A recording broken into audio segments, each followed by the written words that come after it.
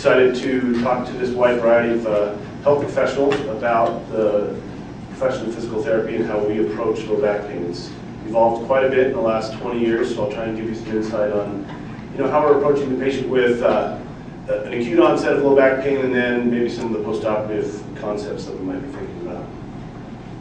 So in physical therapy, at least, the medical model hasn't served us very well. We get a patient that may come in with disc herniation, that type of thing, and does that mean anything? Does it not? Is that the pain generator for the patient? And significant amounts of studies show that asymptomatic people have pathology all over the place. So, a patient comes in and says, I have a herniated disc at L4-5. Does that mean anything as far as our treatment goes?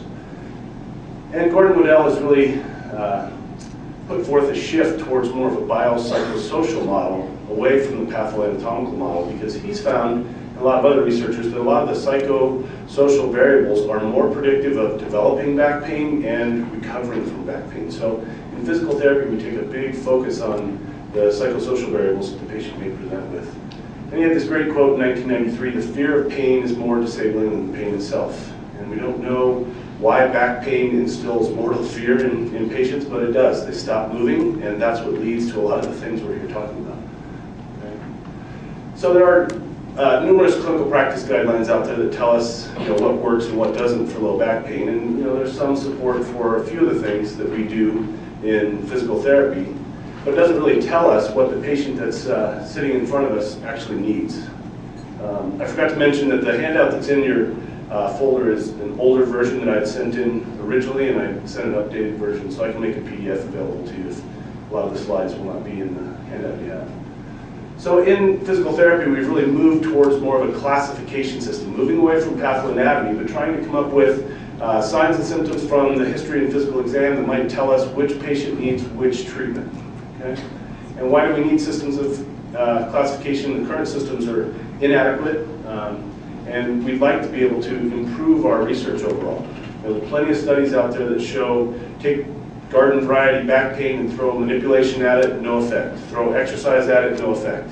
So is there subgroups, or do subgroups of patients exist that might benefit from these specific treatments? And if we can identify those patients, maybe we can improve our outcomes.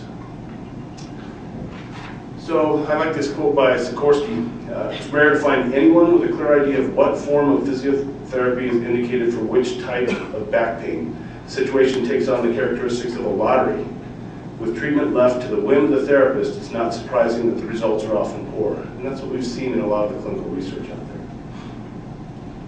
So we'd like to have a classification system that's clearly defined, is exhaustive, so it would include every patient with back pain. The categories would be mutually exclusive, so patients would fit neatly into each of the classifications, and reliable. I would agree with my colleague that this patient fits this classification. And the categories need to specifically direct the treatment, at least in our realm. What kind of treatment are we going to use for this patient that's sitting in front of us? And ideally, if the classification system is valid and works, then matched treatment should improve outcomes compared to non-matched treatment, or just letting the PT do what they think the patient needs. So the original article that was published on this was in 1995 by Tony DeLito. And based on expert opinion, some research at that point, but it's really been fleshed out quite a bit since then. I've published a few articles on this, and taking this treatment-based classification approach to treating patients with back pain has improved client patient outcomes significantly over the past 10 years. So the 4 classifications that they came up with back in 1995 were manipulation, and when I say manipulation, I'm talking about high-velocity, low-amplitude manipulation. This is now an entry-level skill for all physical therapists. That we're required to teach it in the schools, they're required to learn it, they're tested on it, so they come out of school with these skills. Specific exercise would be patients that would benefit from the McKenzie prone press-up kind of exercises, or the opposite, the Williams flexion type exercises. Stabilization would be those patients that need some type of exercise working on spinal stabilization overall. And then there's a smaller subgroup that might need traction. So I'll go through each of these and highlight some of the major studies that support these classifications and what you might do with these patients. Don't have enough time to kind of go through all the research backing this up, but there's a significant amount of research coming out supporting this approach. So if we talk about the manipulation classification, the first article that was published in 2002 by Tim Flynn. It was a clinical prediction rule, and we have clinical prediction rules in a wide variety of healthcare settings, from the emergency room to predicting deep vein thromboses, things like that. So this was a study where they wanted to identify which patients with back pain might benefit from manipulation. So they admitted consecutive patients, they collected a comprehensive history and physical examination. So the patient would come into the study, receive the physical examination. After that, they would receive spinal manipulation. They picked one that they thought had the most bang for the buck at that time, not based on any particular biomechanical models or theories. The patient came back 2 business days later for the second visit. If they had a 50% reduction in their Oswestry Disability Index, they were deemed a success, and their participation in the study was over. So they were out. If they didn't have a 50% reduction, they would receive the manipulation again, come back 2 business days later, fill out the forms. If they had a 50% reduction at that point, they were deemed a success. If not, they were a non-success. And then what they wanted to do was look at these patients here, the successful ones, and try and determine what did they have in common. Okay? So the factors that they came up with in the original study were a duration of symptoms less than 16 days, no pain below the knee, a low fear avoidance beliefs questionnaire work subscale of less than 19. Again, those psychosocial variables are showing all kinds of predictive validity for identifying patients that will not respond to conservative care. Segmental mobility testing, where they go in and spring the lumbar spine and push on it and see, does it move too much, does it move too little, and is it provocative to the patient? And then hip internal rotation of at least 35 degrees on one side versus the other. Okay, so a lot of press was made about that variable. That doesn't seem to have much face validity overall, but the technique itself does involve some hip internal rotation, so maybe that's why it fell out. So here's the manipulation that was done. It was originally a manipulation for the sacroiliac joint, kind of an anterior rotated innominate. Most of the research looking at that approach as far as diagnosing rotations and things is not very strong overall. But it's a general technique, probably hits the sacroiliac joint, definitely hits the lumbar spine as well. Take up the slack and give a high velocity thrust. So when they analyzed the data, if they had 4 or more of those factors present, the likelihood they would have a 50% reduction in disability within a week was 95%. Okay? So a lot of people argued, it's a single arm trial, and I'll get to some of the limitations, but it's kind of encouraging to have some factors that you might be able to glean out and pick from your patients and say this patient might do well with this treatment. So if they had 4 or more of these present, shifted the pretest probability of 45% to 95% with a positive likelihood ratio of 24.4. So again, limitations, no control group, single arm trial. Do the factors just simply predict the natural course of low back pain? And this comment by Paul Schickel, it's impossible from these data to conclude anything about the response of those patients to manipulation versus any other therapy or even no therapy. Most strongly predicted variable was duration of pain, which most strongly predicts recovery. So this is followed up with a validation study where they put it to the test. Is this clinical prediction rule valid? So they had 131 patients, randomized them to receive either manipulation or exercise. And then if the rule is valid, the group here that was positive on the rule and got manipulation should have superior outcomes to all 3 of the other groups. So again, the variables are symptoms of less than 16 days, no pain below the knee, low fear avoidance beliefs, hip internal rotation of at least 35 degrees measured in prone, and stiffness in the lumbar spine when you do spring testing. The manipulation treatment group got 2 sessions of manipulation along with an active range of motion exercise, basically pelvic tilts, anterior posterior tilts. Then they received 3 sessions of an evidence-based stabilization exercise program. They compared this to 5 sessions of the same stabilization program. And the results, you can see the group that was positive on the rule and got manipulation had significantly different effects than all 3 of the other groups. So it did seem that this rule had some validity. This has been followed up with a few other studies, and the finding is the same. those predictors seem to identify patients that will do well with this treatment overall. So in the study, again, 45% was the pretest probability. That was the number of individuals or percentage of individuals who had a 50% reduction in oswestry. If they had 4 or more present, shifted the post-test probability to 92%. The likelihood ratio is not as robust as it was in the first study, but still 13.2, I would argue, is pretty high overall. They then went back and pooled all the data from those 2 studies to try and determine which 2 factors were most strongly predictive of patients that would benefit from manipulation. And the 2 were recent onset of symptoms, less than 16 days, and no pain below the knee. So if you see a patient with acute onset of low back pain, the likelihood, with no pain below the knee, the likelihood they'll have a 50% reduction in disability within a week is 91%. And this has been tested in a few other studies. And that positive likelihood ratio is 12.6, so pretty powerful overall. So what's this mean? Translation into clinical practice among patients who were positive on the CPR and received manipulation. The number needed to treat for a successful outcome at 1 week was 1.3, and at 4 weeks was 1.9. Okay? So that means only 2 patients positive on the rule need to be treated to prevent 1 patient from not having that outcome. And Richard Dale had this comment in the Annals of Internal Medicine on this article. In the study by Childs and colleagues, spinal manipulation seemed to offer a slam dunk effect if patients met certain criteria. So that's kind of how we approach spinal manipulation for patients with low back pain. We still do our history physical exam, look for red flags, but if they have an early onset of low back pain or an acute onset of back pain and they don't have pain below the knee, we're going to try it. So let's move into talking about stabilization exercises. Those are all the rave now. So this clinical prediction rule was published in 2005. 54 patients had 16 sessions over the course of 8 weeks.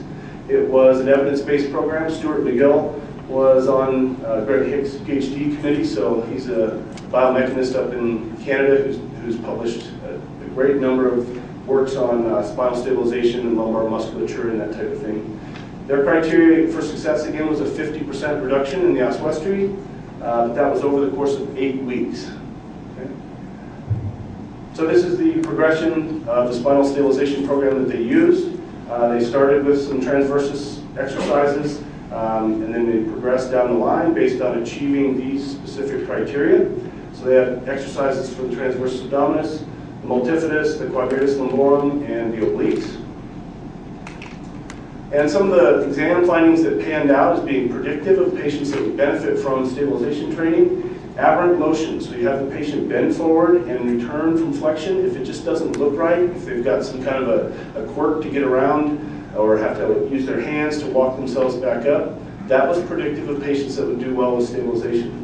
Again, spraining in the lumbar spine, just like we saw in the manipulation clinical prediction rule, but this is looking for hypermobility and pain. Okay? And this has progressed to what's called the prone instability test, and this is a good test you can do right in the clinic. You have the patient lay prone on their stomach, you find the vertebrae that's provocative and feels like it's moving a little bit more than the others, and then you have them raise their legs and you reassess that, push on that vertebrae. If their pain goes away or decreases significantly, they'll probably do pretty well with stabilization training. That has some face validity too. They're firing everything on the backside when they do that. Okay. So the clinical prediction rule for stabilization: if they had 3 or more of the following findings present, they had a higher likelihood of benefiting from stabilization. Positive prone instability test, aberrant motion, again, it just doesn't look right when they bend forward and come back up. An average straight leg raise of greater than 91 degrees, and that would suggest maybe some increased connective tissue flexibility. And age less than 40. A lot of these patients we see are younger patients, maybe hypermobile, that type of thing. So if they had 3 or more of those present, the likelihood they'd have a dramatic response to stabilization was 67%. There are further studies that go into that, but I'm going to kind of keep it brief because this is what we're teaching our students to start to look for. If the patient presents with some of these things, you're starting to think, I'm going to be using some stabilization training with them. So now if you talk about the specific exercise classification, McKenzie is the biggest name with this, but there's also the Williams flexion exercises. The best study to kind of support the validity of this subgroup was done by Audrey Long. multi-center RCT with 312 patients, and they tried to determine a directional preference. So did the patient feel better with extension or flexion, or did they get centralization of their symptoms coming out of the leg into the back? With that, they were randomized to receive exercises that matched the motion that felt better to them. They got, exercises directionally opposite, so if flexion felt better, they got flexion exercise, or extension exercises, I mean. And then non-directional exercises, which was basically just translating their pelvis side to side. Okay. They looked at a variety of outcome measures, pain intensity, medication use, disability, that type of thing. The interesting thing was a third of the subjects in this directionally opposite group dropped out of the study after 2 weeks because they were getting worse, and they didn't want to keep going, which makes sense. But if you look here, is the graph with all the outcome variables that they looked at, and the white line is the group that got exercises that matched their directional preference, and they had significantly better outcomes than the other two groups on all the outcome measures that they looked at. So if a patient comes in and they bend forward and it hurts, and they bend backward and it feels a little bit better, or their leg pain decreases, you should probably go with that as far as the initial treatment. So what do these patients look like? They have a preference for sitting for the patients that like flexion, or standing for the patients that like extension. They may have centralization or peripheralization during the examination. Treatment then would be end range of motion exercises that match their directional preference. Either single-leaded chest, double-leaded chest, or prone press-ups. You avoid movements that peripheralize pain or shoot the pain into the leg, and work on the other impairments that you've identified in your patients. And then the final subgroup is the traction subgroup. Patients that have leg pain that can't centralize. So these are typically patients that have positive neurological signs. Changes in reflex, myotomal strength, sensory changes, that type of thing. Okay. So the proposed treatment for these patients was lumbo-pelvic traction. So the best study we have to kind of support this was done by Julie Fritz, published in 2007. Took 64 subjects, and the inclusion criteria was already biased towards this traction classification. So these were patients that had leg pain, had signs and symptoms of nerve root compression. Then they were randomized to receive either extension exercises or extension plus traction. The traction was discontinued at 2 weeks, and the author, Julie Fritz, I've talked to her a few times about this study, and she wishes she would have continued it for a full 6 weeks, because they did see a change at 2 weeks, but as soon as the traction was withdrawn, there was no significant difference at 6 weeks. Okay? So at 2 weeks, if they did receive the traction, they had better outcomes on the oswestry, and actually fear avoidance beliefs decreased after that treatment. But again, if they would have continued the traction for a full 6 weeks, maybe the outcomes would have been different, maybe not. What they did find is that patients that peripheralized with extension, so they have back pain with leg pain, that the leg pain increases when they extend their lumbar spine, those patients did pretty well with traction overall. And also patients with a positive cross straight leg raise, which we know that test has pretty high specificity for ruling in a disc herniation. It's around 0.88 or so.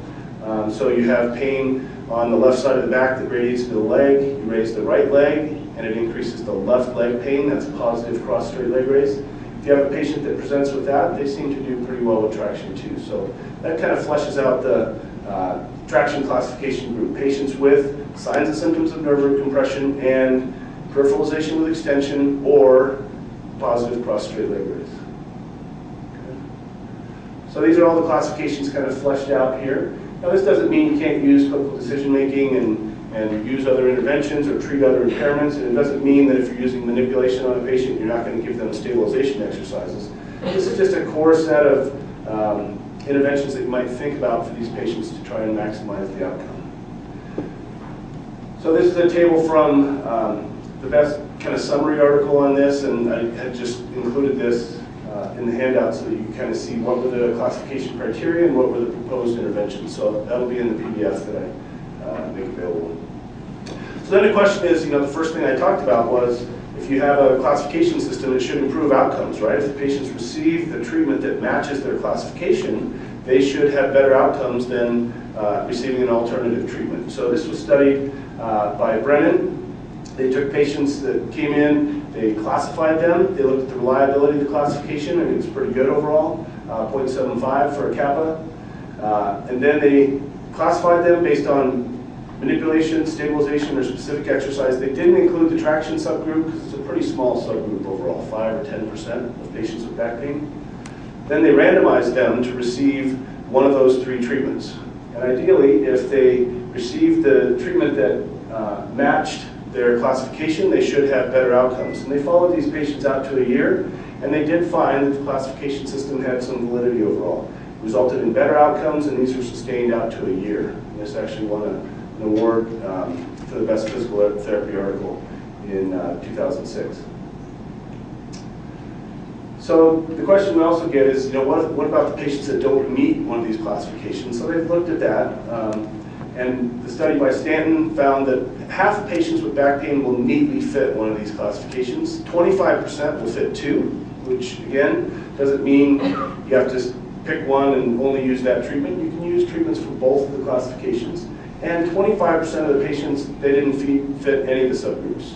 But the conclusion of this study was 75% of the time you can make a reasonably confident choice on where you might start with your patients. And again, that's been shown to be better than just letting the therapist do what they think the patient needs.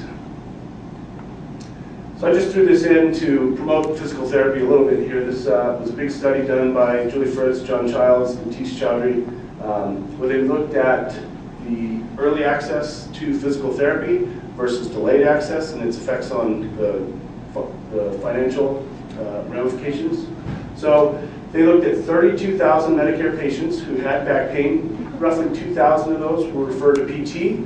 Early was defined as within 1 month of the onset of the symptoms. And if you look at the healthcare dollars here, advanced imaging, twice as much in the delayed group. You look at the lumbar spine surgery, twice as much in the delayed group, twice as many injections, higher costs for medication use, and physician specialist visits. So referring patients to physical therapy early, this was regardless of what treatment was done to them, seems to have some benefit.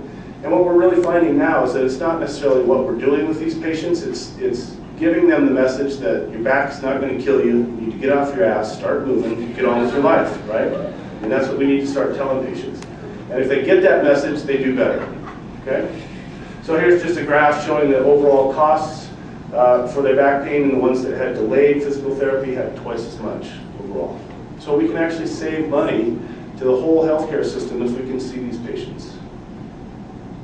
So now I'm going to transition into talking about lumbar surgery a little bit, and then I'll go into some of the exercise approaches that we use and describe some of those. But this quote by Peter Ulrich I thought was appropriate. After an incorrect preoperative diagnosis and subsequent spine surgery, probably the second most common cause of failed back syndrome is improper and/or inadequate postoperative rehab. But the problem is, most physical therapists in their entry-level training didn't receive any education on how to treat these patients. 73% had no training in PT school.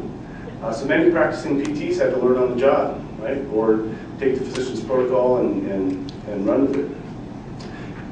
Combine that with the fact that only 35% of surgeons have written instructions that they give to their patients. 55% don't send their patients to PT at all. And there's probably good reason for that. We haven't done a good job of showing that it helps. Okay? And restrictions on lifting, sitting, and driving had considerable inconsistency between surgeons. So if we kind of look at the overall conglomeration of evidence, there's not much overall. There is some evidence that supports physical therapy following lumbar spine surgery, and that would include fusions, disc surgeries, disc replacements, laminectomies, that type of thing. The Cochrane review showed PT that was started 4 to 6 weeks after surgery did result in improved short-term outcomes, but at a year, wasn't much difference overall. It does seem to improve ability to do ADLs and to lift things with less pain. Again, short-term benefit of exercise, but if you look at these same studies by Danielson and Manish, at a year there was no difference between the groups.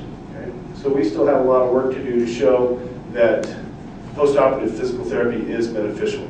The research comparing head-to-head getting early PT right after surgery versus 4 to 6 weeks seems to favor giving the patient some time before starting the physical therapy. Okay, so starting PT around 4 to 6 weeks is probably the best bet. And I'll talk about that a little bit more. So this systematic review by Ostello in 2008 13 studies, 6 of which were high quality, so again, not much evidence overall. No evidence that patients need to have their activities restricted after first-time lumbar disc surgery.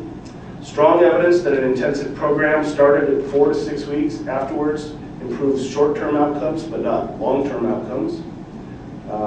It's unclear what the exact content of the rehab should be, so there hasn't been a protocol for any of these surgeries that's been validated by research. So it's still expert opinion, unfortunately.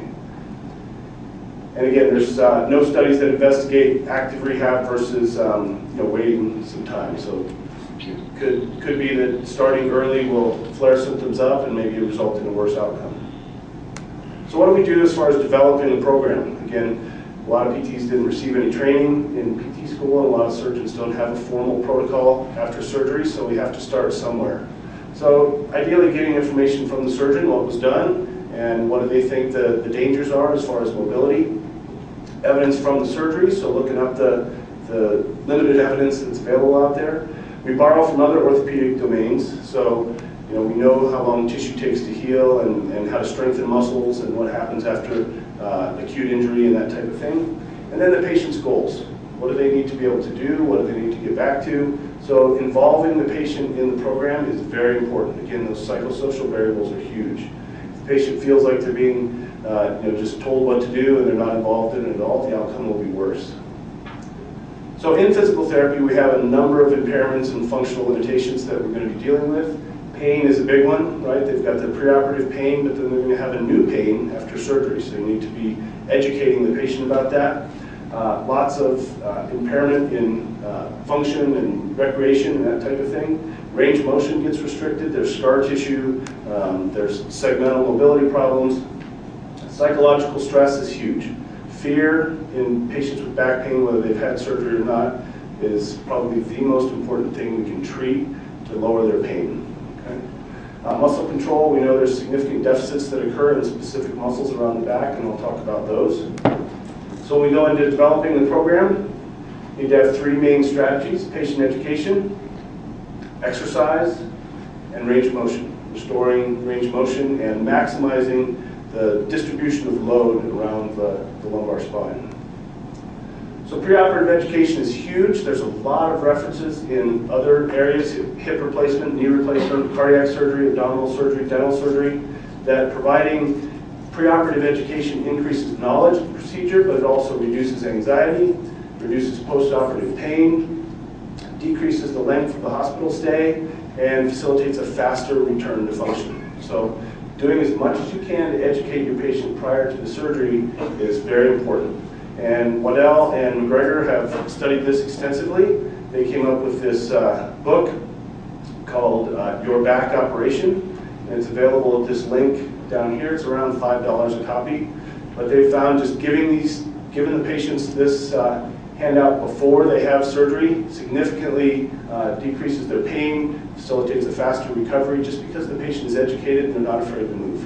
Okay? Again, motion is lotion. That's kind of the key to life. Keep moving. And the patients that stop moving, lay around on the couch, those are the ones that we're going to be dealing with for years. So this is some just general comments from McGregor. He does a lot of research, again, with Gordon Waddell. Surgeons' recommendations for postoperative restrictions and activity are inconsistent and not based on current best evidence. Patients are uncertain about what they can and can't do. Early activation and return to full activity results in better outcomes overall. And early return to work may produce a faster recovery and better clinical outcomes overall.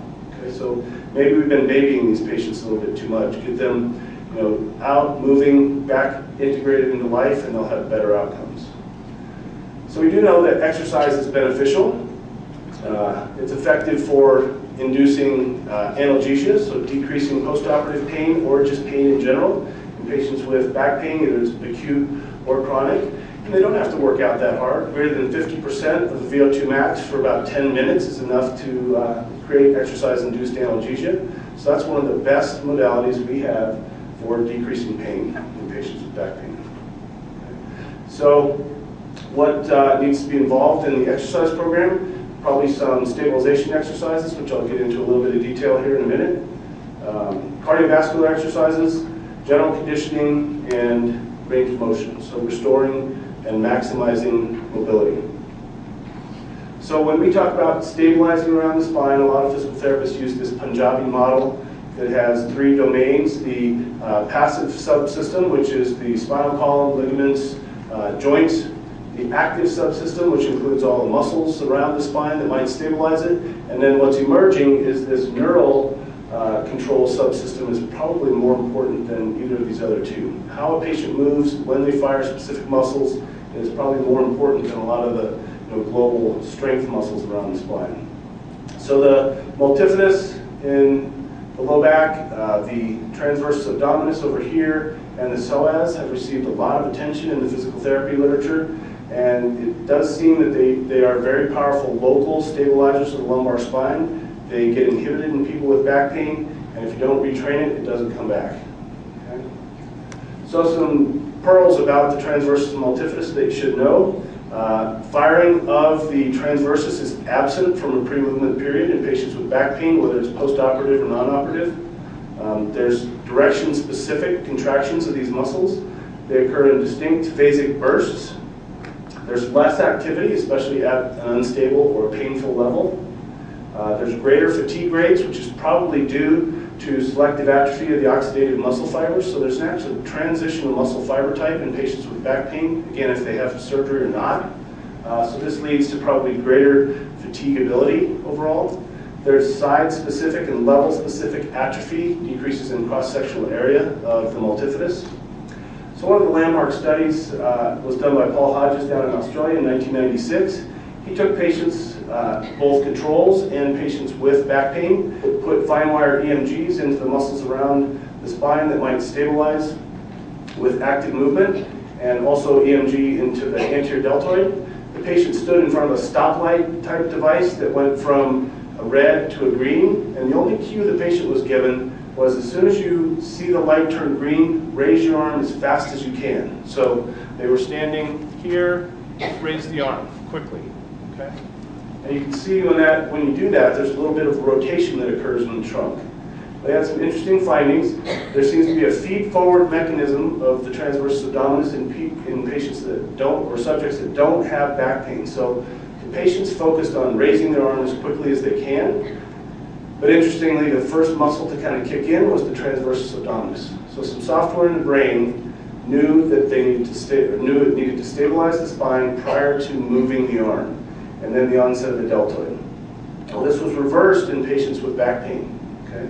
So the deltoid would actually fire before the transversus abdominis. So this has been shown to be almost a universal impairment in patients with back pain, again, whether they have surgery or not. And it's an impairment that seems to become permanent unless you retrain it. So you can teach patients to specifically fire the transversus abdominis, and that can reverse this pattern. So they've taken patients who have back pain, looked at them a year later, this was still present. They have given them specific retraining exercises and shown that they can reverse this impairment with specific retraining. So patients without, or subjects without back pain have stability before mobility, but our patients with back pain get mobility of the spine before they actually stabilize it. So we think that's one of the factors that leads to more of the long-term chronic symptoms that patients may get. So the multifidus has also received a lot of attention. 80% of patients with back pain will have atrophy in this area. It's more pronounced on the side of symptoms. Again, there's atrophy and fatty infiltrate. And there's some newer studies coming out that fatty infiltrate occurs within 24 to 48 hours after an acute onset of low back pain or whiplash injury in the neck. What the mechanism behind that is, they're still trying to figure out. But there does seem to be some type of neurologic shutdown that occurs to these specific stabilizing muscles following the onset of back pain. There's a transition of the fiber types. Again, the oxidative fiber types tend to kind of fade away and be replaced with more of the fast twitch muscle fibers, and this leads to increased fatigability and compromises overall spinal stability. So there's a big fight in PT right now as far as whether these specific stabilizers, the transversus and multifidus, are important. Do you need to retrain them, or can you get the same effect by just, Stuart McGill says, just strengthen the hell out of them, and you'll get the same kind of effect. This has been compared head-to-head in one study, and there was no difference. The big study that supports the local stabilizers is they took patients who received specific stabilization exercises, compared them to controls, and tracked them for 3 years. Patients who did not receive the specific stabilizing exercises, 75% had a recurrence of their back pain over the course of 3 years, versus 35% that got the specific stabilizing approach. So there may be some value in adding these exercises as far as recurrence rates. So stabilization is firing the right muscles in the right sequence for the right amount of time, then disengaging at the right time. So the relative importance following following lumbar surgery, education plays a huge role. Stabilization exercises and working on cardiovascular exercises, getting the patients to move. And then doing some other specific things, range of motion, maybe some manual therapy, some modalities sprinkled in to kind of modulate their pain. But the big key is just getting patients moving again. So range of motion, there's not much known about the effective treatments aimed at maintaining or restoring motion following spinal surgery. But we do know that transitional syndrome exists. So if you fuse a segment, the area above and below are going to be forced to move a little bit more. So if you can, again, maximize the load distribution, take the areas that are stiff, get them moving a little bit more so that the load is shared between the different segments, that may be the best way to maximize the recovery rate and decrease the incidence of instability at the levels above and below.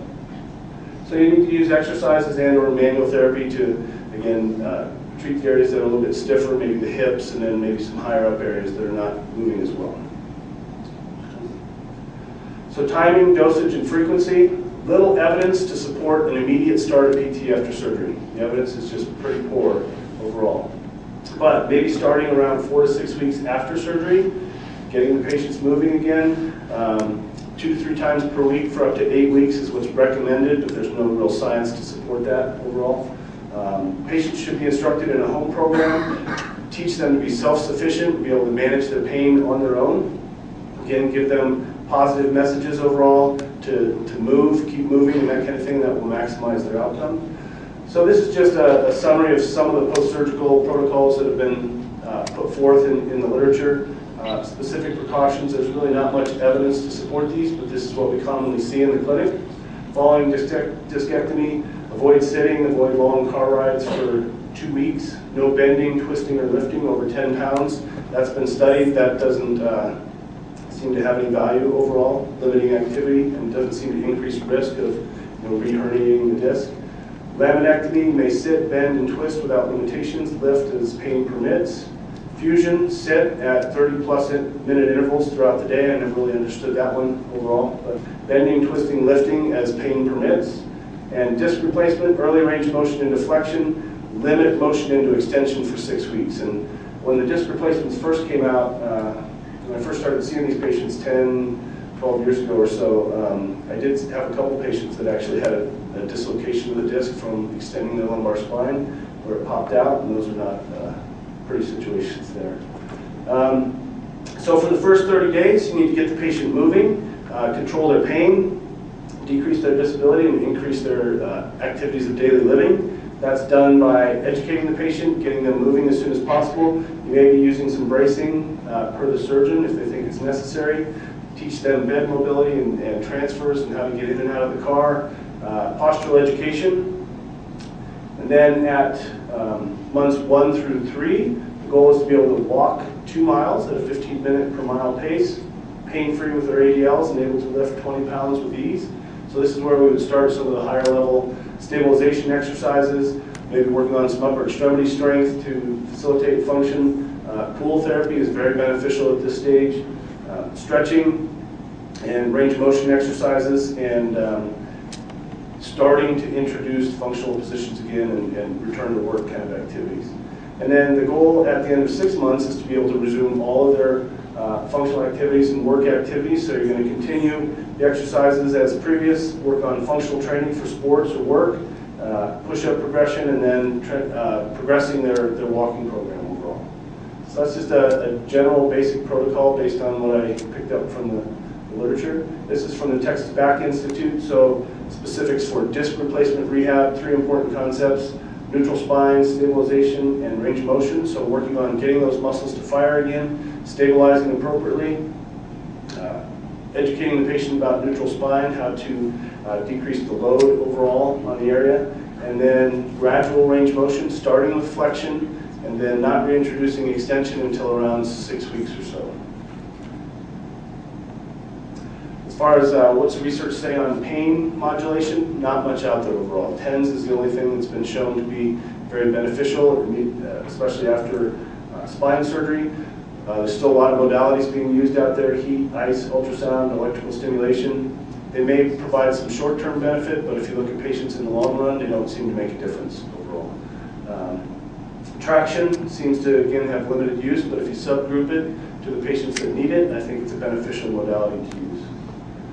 So when we talk about spinal stabilization, we progress from getting those muscles firing again, transversus multifidus, then you move out into superimposing movement of the limbs on top of that, and then finally out into more functional sport and work-specific activities. So 3 main phases, working on getting those intrinsic, global, or the local stabilizers firing again. Avoid substitution, so we have a lot of biofeedback devices that we use in the clinic. Then in phase 2, progress to more superimposing movement of the limbs and making it more functional, and then phase 3, higher level activities. So general concepts, we want to progress from stable to unstable, large, simple movements to smaller, more complex movements, going from one plane to multiple planes of movement, short lever arm to long lever arm, no weight to weight, slow speed to fast speed, and then returning back to functional activities. So just some of the exercises we use, we try and get the patient to isolate their transversus abdominis. I have an ultrasound that I use in research where you can actually see the transversus fire. It's pretty cool. Then progress that into more functional activities up into quadruped, teaching the patient to specifically fire the multifidus, and then moving this into more functional positions, and then superimposing movement of the limb. Higher level activities, so doing more of a plank type of an activity, moving into alternating arms and legs. This has been shown to be the best exercise for the quadratus lumborum and the obliques, so kind of a side plank overall, and we can progress it to this level, and this is a really hard exercise if you've never tried that. Okay. And then you can add in the Bosu ball or some glute work, and that seems to be important overall for getting these patients back to full function. And then finally into some Swiss ball activity, and you might be able to send the patient home with these, keep them moving, keep them stabilizing with those. So I know that's a whirlwind tour, and I'll make the PDF available, so if you want any of those studies, my email is up there. You can send me an email, and I can send you the PDF of the articles if you're interested. And if you have any questions in general about PT, just feel free to contact me.